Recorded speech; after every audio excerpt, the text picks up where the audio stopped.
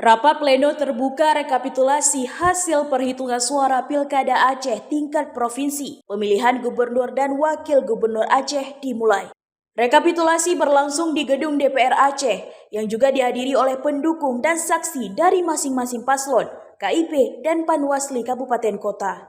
Rapat pleno terbuka rekapitulasi perhitungan perolehan suara merupakan tahapan sebelum akhirnya masuk ke tahapan penetapan paslon yang nantinya akan menjadi dasar sebagai pemimpin berdasarkan suara rakyat.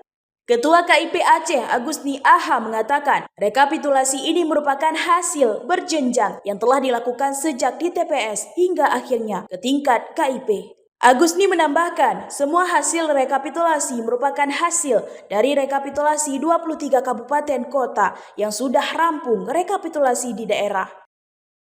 Kita rapat pleno rekapitulasi perolehan suara gubernur dan wakil gubernur Provinsi Aceh tahun 2024 yang kita gelar sejak tanggal 7, 8 hingga 9 Desember tahun 2024 di gedung DPRA ini merupakan hasil dari rapat pleno rekapitulasi di tingkat kabupaten kota. Nah, hari ini insya Allah kita selesaikan ke 23 kabupaten kota.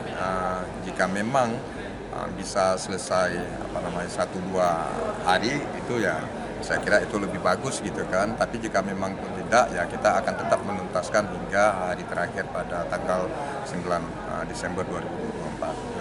Alhamdulillah sudah masuk semua gitu, tinggal saja hari ini masing-masing kabupaten kota untuk membacakan kembali dan kemudian kita lakukan rekapitulasi untuk berikutnya kita jadikan putusan dari hasil dari 23 kabupaten kota itu sendiri.